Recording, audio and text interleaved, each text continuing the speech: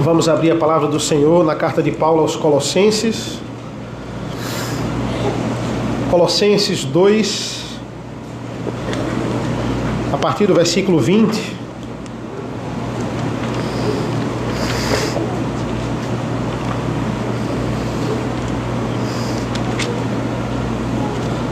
Vamos ler inicialmente os versículos 20 até o final do capítulo 2 e os 4 primeiros versículos do capítulo 3. Colossenses 2, a partir do versículo 20.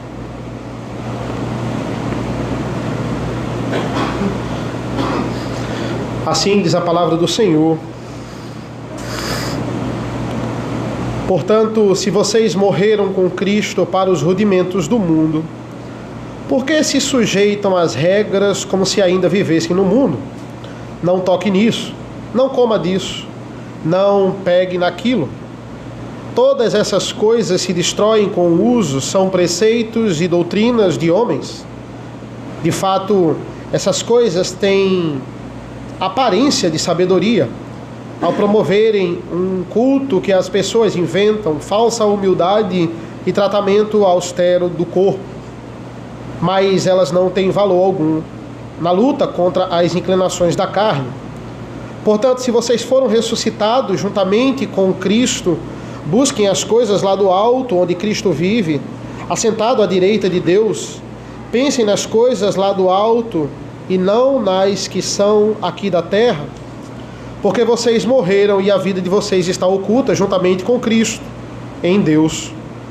Quando Cristo, que é a vida de vocês, se manifestar, então vocês também serão manifestados com Ele em glória. Até aqui, meus irmãos, oremos. Senhor nosso Deus, nosso Pai, nós te agradecemos pela leitura da Tua Palavra. Mais uma vez, Senhor, venha a nós o Teu reino, que nós possamos entender essas verdades. Abençoa cada versículo, que ele possa ser exposto da forma mais fiel possível. É isso que nós pedimos e agradecemos em nome do Teu Filho amado Jesus. Amém. Por que Cristo é tão importante, irmãos? Porque Cristo, ele é central. Por que devemos adorar a Jesus? Essa é a pergunta que nós fazemos e Paulo responde na carta dele aos Colossenses. Nós vimos sobre isso. Será que porque Cristo é um espírito de luz avançado, como acreditam os espíritas? Será que porque ele é um profeta muito importante, assim como Moisés, como vai dizer o Alcorão na questão dos islâmicos? Ou será que é porque ele é um dos grandes deuses terríveis que se iram? E se eu for contra ele, ele vai me esmagar, então eu devo adorá-lo por medo? Nada disso, irmãos. Cristo, ele é o centro das nossas vidas pelo que ele fez, pela sua obra. O seu amor se resulta em ação, pelo que ele é, pelo que ele fez. Ele nos amou e isso é provado em ação, porque amor é ação. Amor é uma atitude, e Cristo tomou uma atitude concreta em relação aos nossos pecados e em relação à nossa condenação eterna, por causa da obra perfeita que ela realizou. Existe um paralelo interessante, irmãos, por isso que eu li de uma vez aqui essa passagem. Veja o que é que ele diz no versículo 20: se vocês morreram com Cristo para os rudimentos do mundo, para no versículo 1 do capítulo 3 ele dizer assim: portanto, se vocês foram ressuscitados juntamente com Cristo. Então existe um paralelo e uma união que temos com Cristo. Temos uma união na sua morte e uma união na sua ressurreição. E esse é o paralelo do versículo 20 para o versículo 1 do capítulo 3. A obra dele foi perfeita. Ele morreu sem pecado. Evidência, ele ressuscitou. Essa é a grande evidência. Cristo judicialmente nos tornou salvos. Isso é concreto. Estamos salvos. E não apenas a salvação, irmãos, esse ato concreto é uma obra de Cristo, não somente ela. Nós vamos ver aqui nesse texto que a santificação também é. Para a gente ter uma vida cristã, uma caminhada com Cristo, ele precisou cumprir a promessa de Gênesis 3,15, mas ele ainda trabalha no sentido de nos santificar. E é interessante quando a gente vai ver a forma como Paulo aborda uma teologia em todas as suas cartas, é basicamente assim. Ele usa dois modos verbais. Ele usa primeiro o indicativo e ele usa o imperativo. Paulo trabalha muito nas suas cartas com esses dois modos verbais. O imperativo nós sabemos, é uma ordem. Olha, portanto, faça isso. Portanto, você tem que agir dessa forma. E o indicativo, o nome já diz, ele indica um fato. A teologia profunda de Paulo indica esse fato que foi concreto. Paulo, em alguns momentos, ele começa logo no imperativo. Por exemplo, tem um texto que eu estava em Filipenses, ele vai primeiro para o imperativo para depois ele mostrar a teologia profunda daquele imperativo. Mas em raros momentos ele faz isso. A maioria do seu método em mostrar a doutrina para a igreja é primeiro no indicativo, para depois primeiro a teologia, para depois ele aplicar. Ele geralmente faz isso. Ou seja, existem muitas coisas que a gente precisa entender para depois praticar. A gente só vai praticar de fato se a gente entender. Por exemplo, as coisas básicas do Evangelho. Eu só vou viver como Cristo, colocando Cristo como centro da minha vida se eu entender isso. Se eu entender de fato que Ele é o centro da minha vida. Por isso que eu preciso da iluminação do Espírito Santo. Então, o imperativo geralmente, na maioria dos métodos de Paulo, ele vem depois do indicativo. Se eu só mando as pessoas fazerem o que eu quero sem explicar nada, isso é um princípio básico de legalismo. Olha, faça porque eu estou mandando, mas eu quero uma explicação do porquê. Não, Paulo, ele não age assim. O que é que significa, irmãos? Pare para pensar, não é? Ser uma nova criatura. Agir como uma nova criatura. Como é que eu ajo? Eu vou praticar uma ação de nova criatura. É quando eu olho tudo na perspectiva do Evangelho de Cristo. O que Cristo espera de mim. E isso é uma concepção didática. Não tem sentido eu passar um exercício para os meus alunos sem explicar o assunto. Não tem sentido eu mandar ele fazer se eu não explicar como fazer. Como é que ele vai acertar a questão? Como é que ele vai tirar uma nota boa na prova? Se ele não sabe e eu não ensino a ele, se eu não explico. Na prática, na ação. É injusto. É injusto eu repreender a minha filha sem antes instruí-la. Ela não sabe que é proibido. Né? Em alguns aspectos, claro, porque nos aspectos da lei a gente sabe e mesmo assim faz. Eu estou falando com instruções didáticas e doutrina, que é muito mais profundo. Ou seja, por que isso? Para entendermos a morte e a ressurreição de Cristo nos salvou. E não só nos salvou, mas nos santifica, nos sustenta hoje. Essa expressão do versículo 20, né, é muito comum na literatura paulina. Veja, se vocês morreram, ele repete muito isso, né? Vocês morreram para o velho homem. Vocês morreram com Cristo.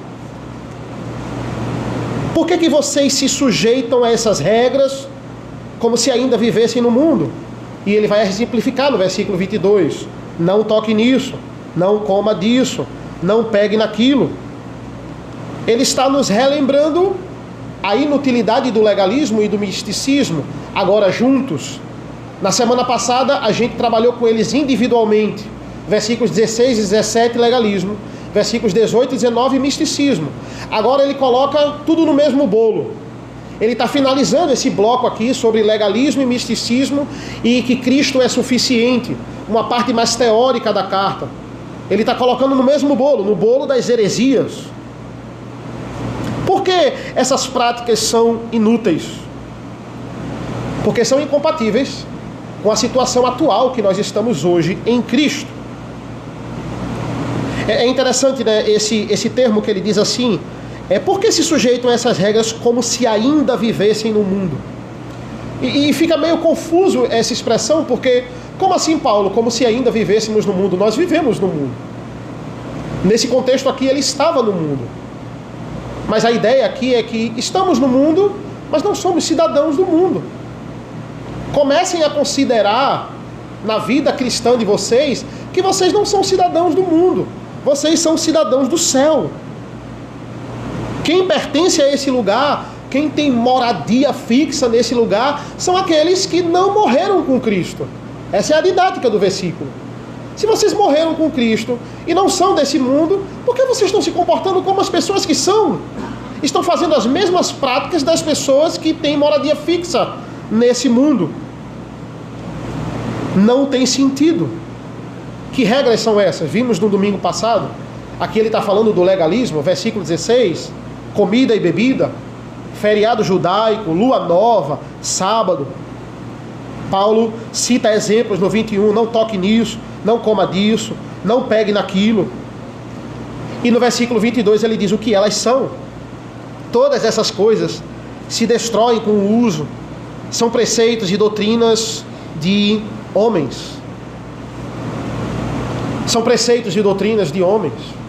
Foi inventado. A continuidade disso é algo inventado por eles. E mais, todas essas coisas se destroem com o tempo. É muito interessante essa expressão. Ele está dizendo que todo esse milindre com a comida não pode comer, é uma comida impura, é uma comida pura. Essas coisas não têm mais valor. Todas elas viram a mesma coisa depois que passam pelo nosso corpo. É isso que ele está dizendo. Ele está dizendo que você querer ficar examinando coisas que se destroem são as pessoas que gostam de ficar examinando esterco. Tudo isso se destrói com o tempo. Tudo isso perece.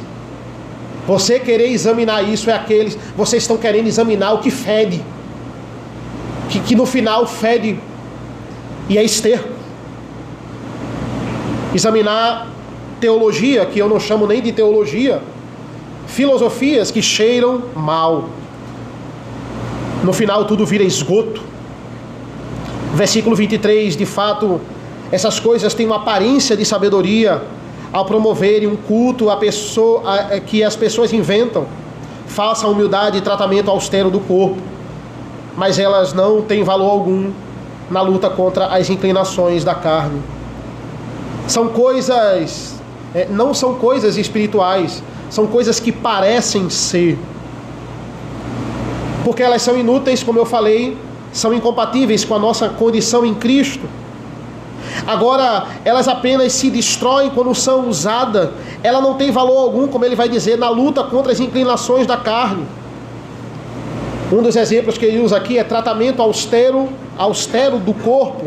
O que é isso? São aquelas pessoas que buscam fazer mal ao próprio corpo na esperança de que isso vai agradar a Deus.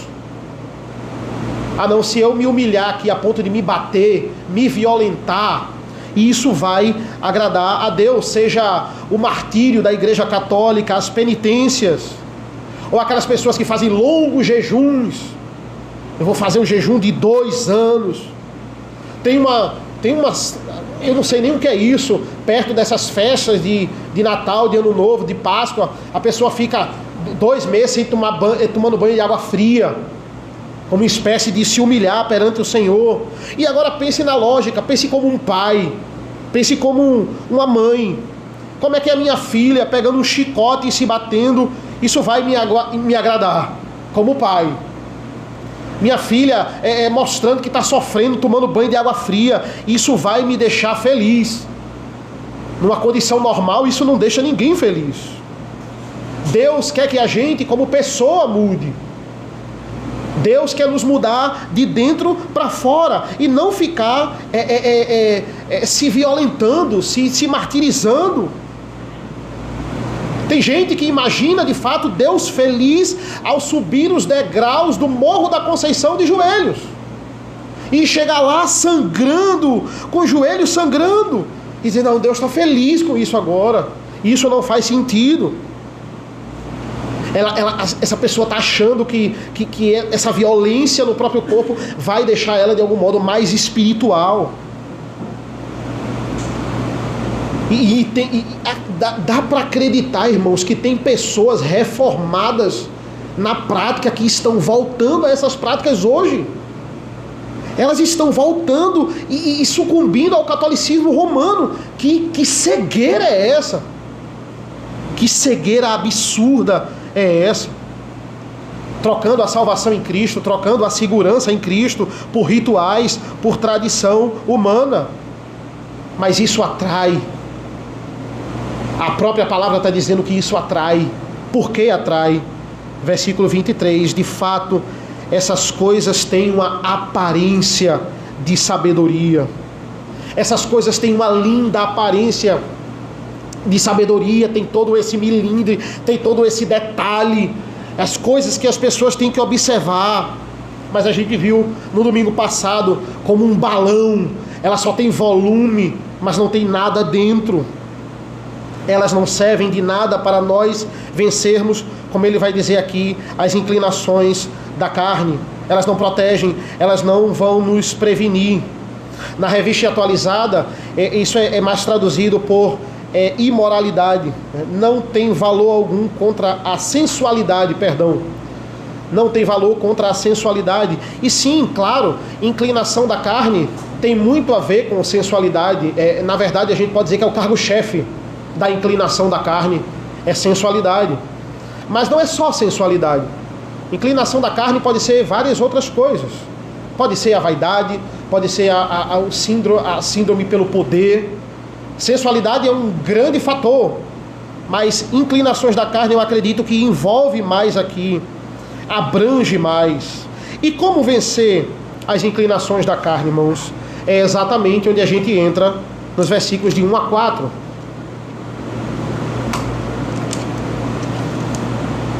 E chegamos literalmente na segunda metade dessa carta, que é uma parte mais prática. É uma parte que vocês vão ver.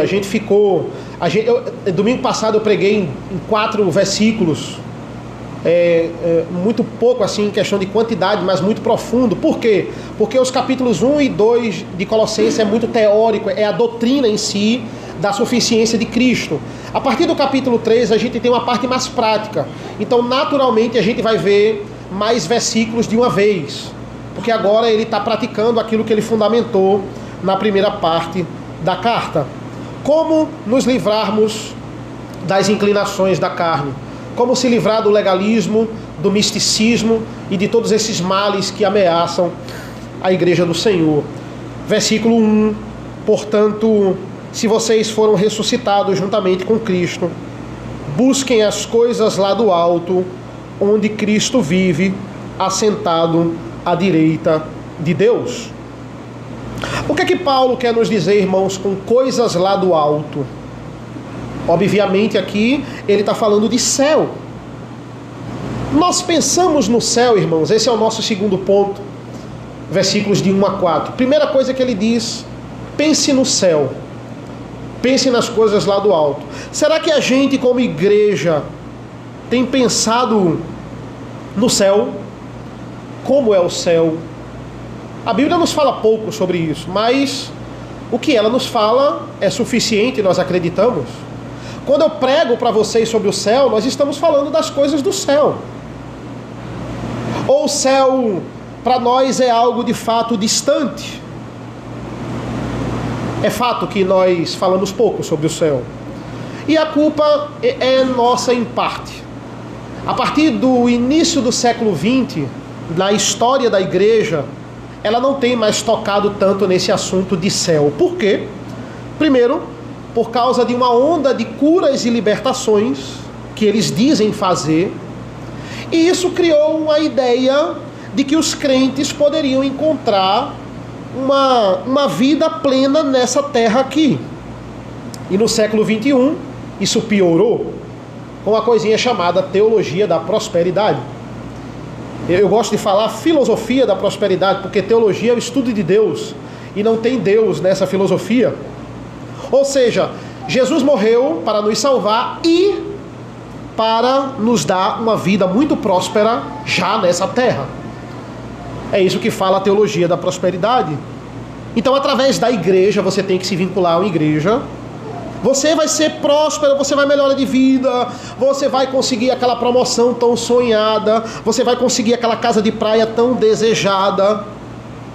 E se de repente tudo se resume a isso, apenas esse mundo aqui, de fato, vai nos satisfazer. Por que pensar no céu se a vida aqui é tão boa? Se estamos em tão boas condições? Hoje a moda é a moda do pastor coaching. Tem um rapaz lá no trabalho que ele tem orgulho de falar: eu sou pastor e coaching. Ele não deixa de falar o coaching. Ele sempre fala: sou pastor, coach, sou pastor e coach. Se a fé é aquela que só serve para eu melhorar a minha vida aqui na terra, mesmo que não seja de forma intencional, eu aos poucos não penso tanto no céu. Não foco nisso.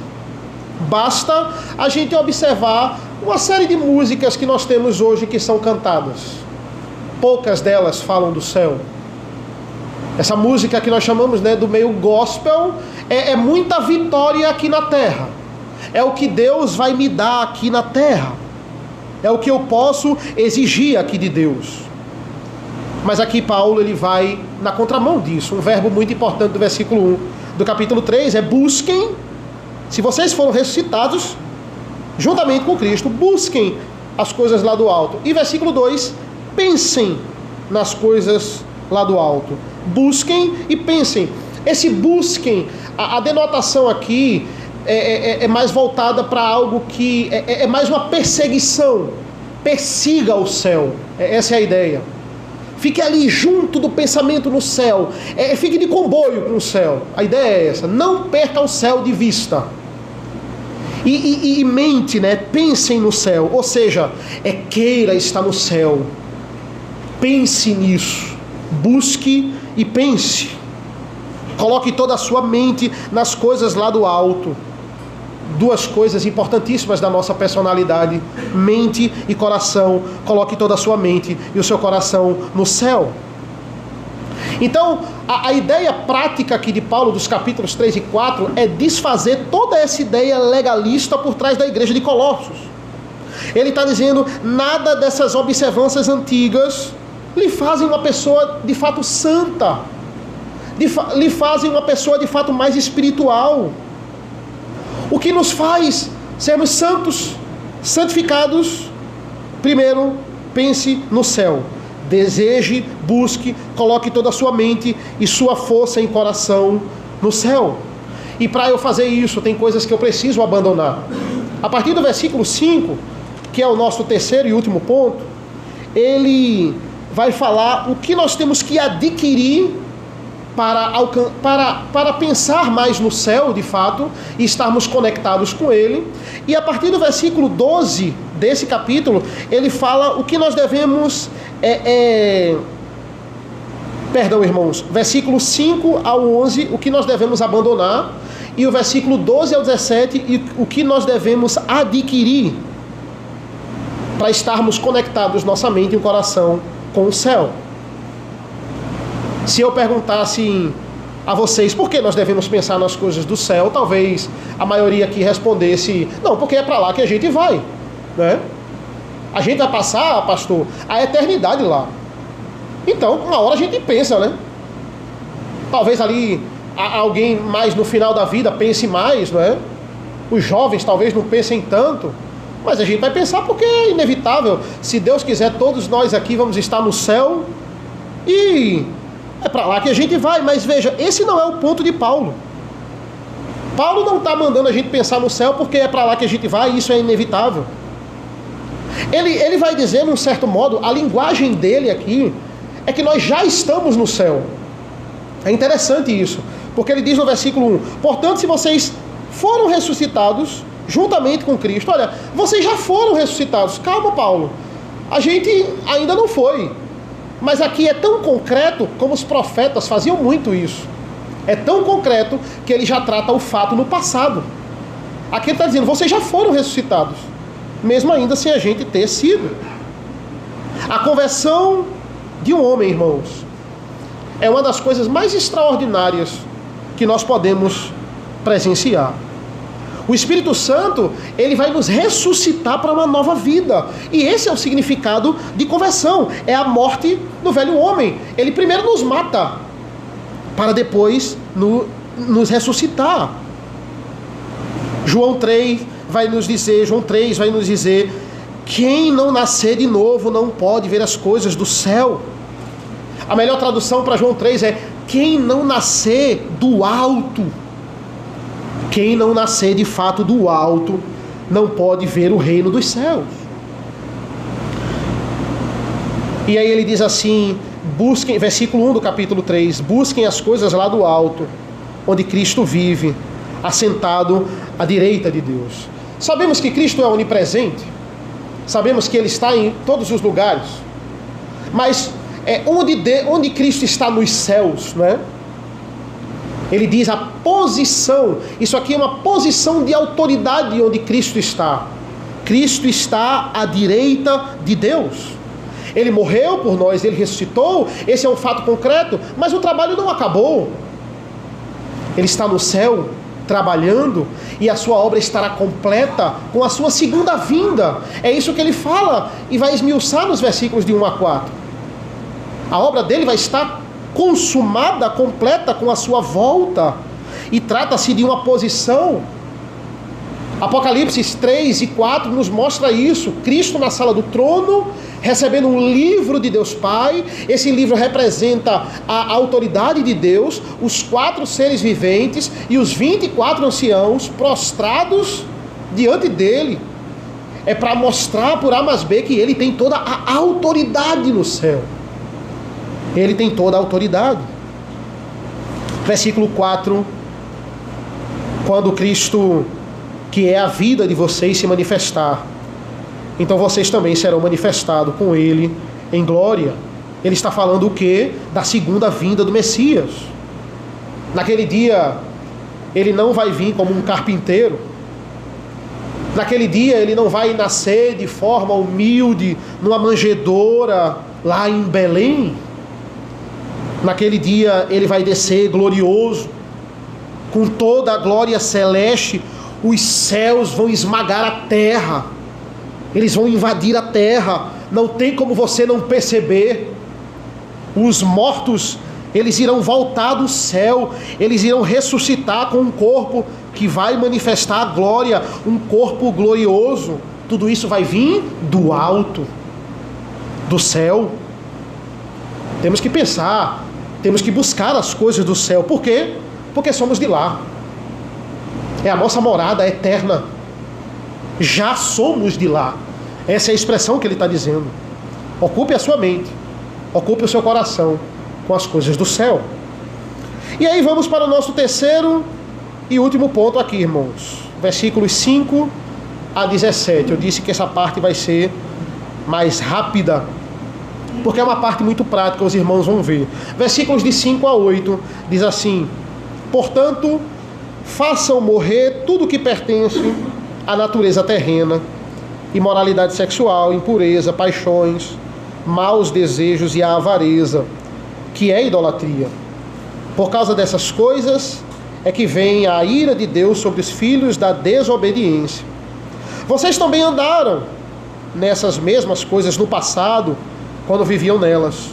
Agora, porém, abandonem igualmente todas essas coisas: ira, indignação, maldade, blasfêmia, linguagem obscena no falar.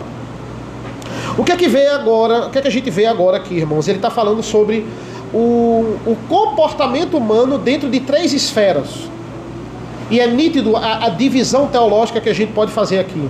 Ele está falando aqui, literalmente, de mandato espiritual, mandato social ou familiar e mandato cultural, certo? Versículos de 5 a 17, nós temos a renovação do mandato espiritual para os crentes, onde nós vamos focar nessa noite o mandato espiritual nesse terceiro e último ponto. não dá para a gente avançar aqui nos versículos 18 a 21, que ele fala o mandato social, e os versículos 22 até o versículo 1 do capítulo 4, que ele fala em como nós devemos nos comportar culturalmente, o mandato cultural. Qual o objetivo dele falando desses 3 mandatos? Voltarmos ao padrão da criação. É o que ele fala claramente no versículo 10. Observe o versículo 10. E se revestiram da nova natureza, que se renova para o pleno conhecimento, segundo a imagem daquele que a criou. Segundo a imagem daquele que a criou. Quando éramos o quê? Perfeita imagem e semelhança de Deus. Ainda somos, irmãos, imagem e semelhança de Deus. Mas essa imagem está manchada. Essa imagem ela está trincada. Jesus ele veio restaurar isso. Jesus ele veio tirar essas manchas. O mandato espiritual, a gente vê aqui uma nítida luta contra o pecado. E isso aqui é notório nos versículos 5 a 8. Há alguns bons pregadores, meus irmãos. Alguns pregadores e pastores, bons pastores, na ânsia de dizer o que a gente tem que fazer imediatamente, simplesmente não explicam o motivo. Não doutrinam a sua igreja. O porquê não é para fazer isso. Simplesmente eles dizem, não faça. Não faça e pronto. Mas isso, quando eu não explico para a igreja, quando eu não passo doutrina para a igreja, eu estou tratando a igreja como criança. Paulo não faz isso com os colossenses. E muito menos com a gente. Antes de ele dizer, não faça, ele explica. Ele já nos disse no versículo 20 do capítulo 2, se vocês morreram com Cristo, agora, portanto, versículo 5, façam morrer a velha natureza. Por que vocês têm essa capacidade? Por quê? Porque vocês morreram com Cristo. É a mesma coisa que simplesmente eu olhar para um boi e dizer assim, pare de chifrar. Não tem sentido. Eu olho para um jumento e digo assim, pare de dar coice. Pare com isso. Que invenção. Não tem como. Eu tenho que treinar o boi para isso. Eu tenho que adestrar o boi para isso. Eu tenho que adestrar o jumento. Por quê? Porque só falar para ele é da natureza dele chifrar e dar coice. Não tem sentido. É a mesma coisa eu dizer para o ser humano, dizer, para com isso. Não faz isso não. Se eu não treinar, se nós não nos treinarmos santificação, não adianta apenas falar. Eu preciso dizer por que as pessoas precisam parar de pecar. Lembrem-se, ele geralmente pega o indicativo aqui, depois ele trabalha o imperativo. É claro que tem horas que o imperativo tem que vir primeiro. E isso é necessário muitas vezes. Uma criança, por exemplo, como é que eu vou explicar para minha filha fisicamente os efeitos do choque se ela colocar o dedo na tomada? Não tem condições. Um dia ela vai aprender isso quando ela tiver maturidade. Agora, não bote que vai doer muito. Choque dói muito. Pronto. Você fala, mas você não tem como explicar aquilo ali em detalhes. Quando ela crescer, ela entende mais. Se Paulo está nos explicando primeiro, para depois dar a ordem, ele está nos tratando como pessoas maduras. Ele está nos considerando de fato.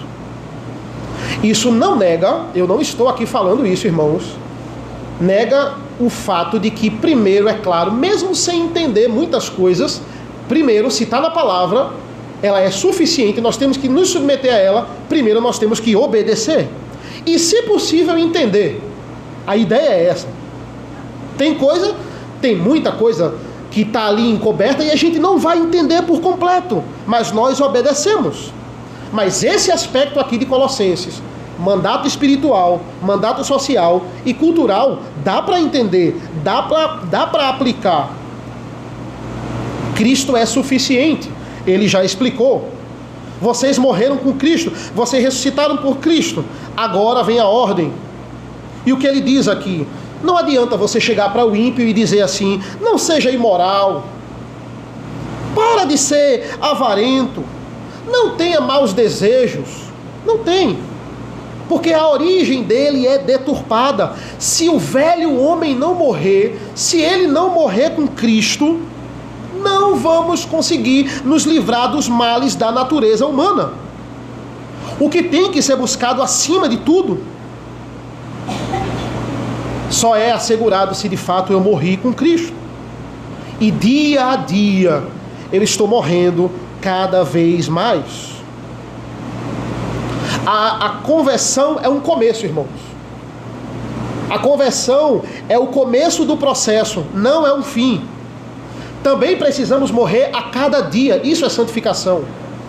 Morrer diariamente. Ou seja, irmãos, existe uma conversão que é concreta e existe a santificação que é diária, que alguns teólogos chamam até de conversão diária. J. Cabil chama de conversão diária. A conversão concreta, que logo após vem a conversão diária. É aquela que a gente mortifica a nossa natureza pecaminosa. Versículo 6, por causa dessas coisas é que vem a ira de Deus sobre os filhos da desobediência. A ira de Deus é um imã, e essas coisas são agulhas. Elas atraem a ira de Deus, todas elas atraem a ira de Deus. Versículo 7 vai dizer: vocês também andaram nessas mesmas coisas no passado, quando viviam nelas. Ele está dizendo: vocês não nasceram bonzinhos, vocês eram iguais aos filhos da desobediência. Vocês não pararam de praticar isso do nada. Deus salvou vocês. Deus deu força para vocês vencerem. Versículo 8. Agora, porém, abandonem igualmente todas essas coisas: ira, indignação, maldade, blasfêmia, linguagem obscena no falar. Reparem que todos esses pecados do versículo 8, eles envolvem a língua. Eles envolvem o falar. Aqui são os pecados da fala. São pecados, irmãos, amplamente ignorados pela igreja. Na maioria das vezes são ignorados. Os pecados do versículo 5 a gente pega mais pesado na hora de disciplinar, né? Olha os pecados do versículo 5: imoralidade sexual, impureza, paixões, maus desejos e avareza, que é idolatria. Os pecados do versículo 8 a gente passa mais despercebido. Na verdade, se a gente pegar essa coletânea de pecados, o que a gente bate mais em cima mesmo é imoralidade.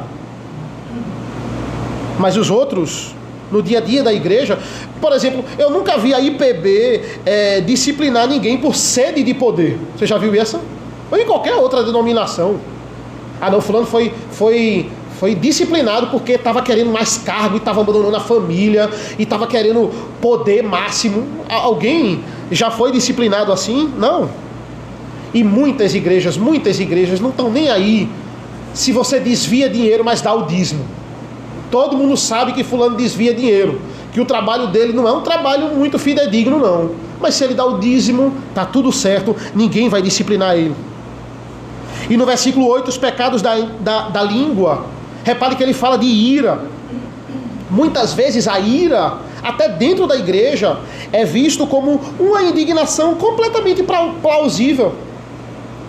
É uma coisa completamente... Hoje em dia nós temos crentes irados com coisas desnecessárias.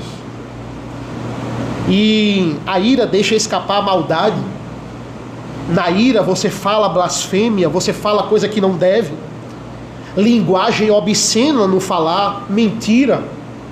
Quando você está irado, todo mundo está vendo que você está irado, mas você diz assim: não, eu estou calmo. Nitidamente você não está calmo. Mas você acha que é uma ira controlada. Você acha que controla essa situação. É uma grande ilusão.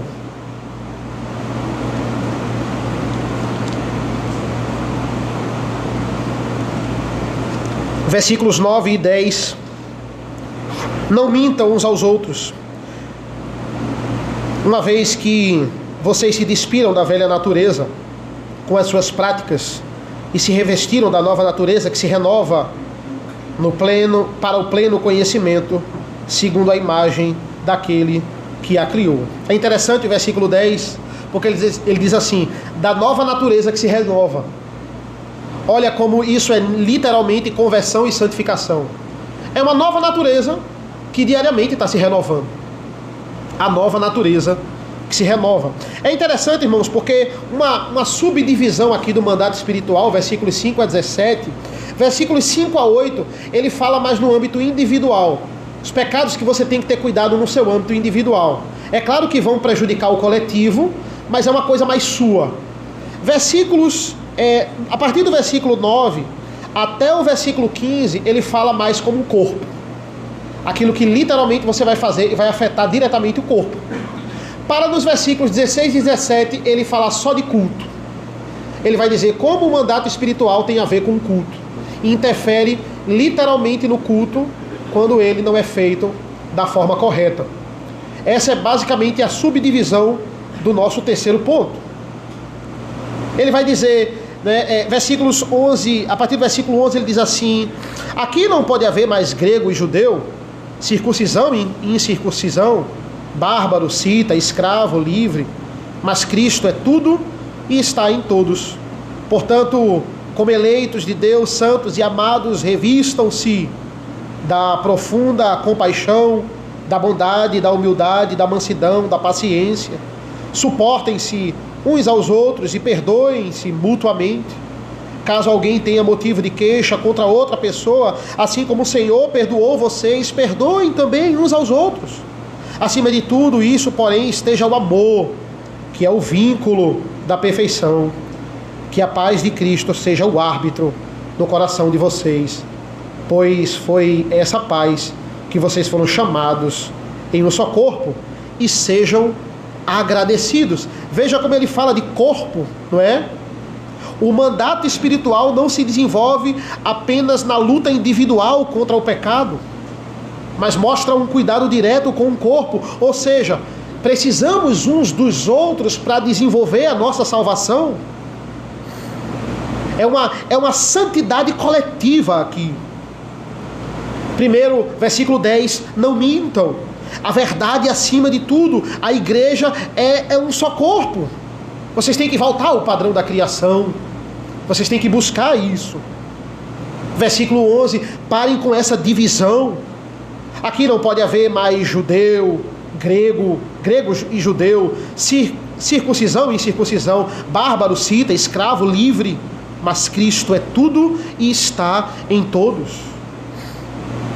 Parem com esse partidarismo. Como isso incomodou essa igreja aqui, com esses legalistas e místicos. Como isso incomodou Filipenses, com brigas internas que estavam acontecendo na igreja. Como isso incomodou Coríntios, com aqueles que diziam que eu sou de Paulo, eu sou de Apolo, eu sou de Pedro, eu sou de Cristo.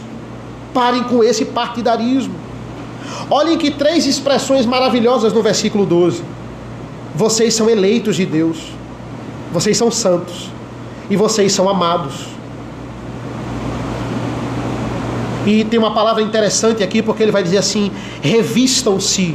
Se vocês são eleitos, santos e amados, revistam-se da profunda compaixão, da bondade, da humildade, da mansidão e da paciência. Essa ideia de revestir, vestir novas vestes, ela é muito comum na palavra de Deus. Em Gênesis 3, Deus dá novas vestes a Adão e Eva. Vestes ali, que agora, esse é um símbolo da nova vestimenta. Isaías, quando ele diz que as nossas obras não passam de trapos de imundície, de trapos imundos, de roupas sujas, precisamos nos despir do velho homem, e isso é conversão mais santificação. Esse é o melhor conceito, irmãos, de justificação. É o Senhor que tira as nossas roupas imundas. Por quê? Porque as nossas obras não são capazes de comprar nada. As nossas obras não são capazes de comprar novas vestes. Ele vem com a sua obra e somos salvos. Por isso, versículo 13, suportem-se uns aos outros. E essa ideia de suportem-se dá uma ideia de que, eu tenho que suportar fulano, apesar dele ser chato, eu tenho que suportar. Não. A ideia de suportar é carregue o sofrimento dele junto com você. Levante o outro, carregue o outro. Essa é a ideia de suportar. Sinta o peso das suas aflições também. Divida as suas aflições com Ele. Versículo 14, tudo isso me leva ao amor. Acima de tudo isto, porém, esteja o amor, que é o vínculo da perfeição. Quanto mais amor você coloca nas pessoas, você vive para as pessoas, mais perfeitos vão ser os seus relacionamentos. Mas não tem como amar, irmãos, sem conhecer a Deus, porque Deus é amor. Os ímpios escrevem tanto sobre amor, os ímpios filmam tanto sobre amor, falam tanto de amor, mas eles estão tão distantes do verdadeiro amor. E Deus é amor, não existe amor longe dele. Ou seja, irmãos, ele falou de santidade individual, santidade corporativa, digamos assim, até o versículo 15, como um só corpo, para no final desse mandato espiritual, ele falar de santidade no culto. Ele vai dizer aqui, a partir do versículo 16, que a palavra de Cristo habite ricamente em vocês. Esse é o grande elemento de culto. Instruam e aconselhem-se mutuamente em toda a sabedoria. Agora ele diz, louvando a Deus com salmos, hinos e cânticos espirituais, com gratidão no coração. Aqui ele está falando da pregação da palavra. Aqui ele está falando da instrução, o compartilhar da palavra. Toda essa parte de instrução, de valorizar a palavra, tem a ver com a pregação da palavra de Deus. Os salmos, que são a própria palavra de Deus. Se tem hino que não sejam os salmos, o hino tem que vir da palavra de Deus. Não pode sair dela. Se está cantando hino que não sejam os salmos, eles precisam vir dessa mesma palavra. Tudo dentro do culto tem que beber dessa palavra. E ele está dizendo que é para cantar no culto. E olha o que ele diz. Cantar, pregar, é isso que a gente faz no culto. Agradecer e clamar. Versículo 17. E tudo o que fizerem, seja em palavras, seja em ação, façam em nome do Senhor Jesus, dando por ele graças a Deus Pai. Matthew Henry, comentando aqui nesses versículos 16 e 17, ele faz questão de frisar que cantar os salmos no culto é uma ordenança bíblica.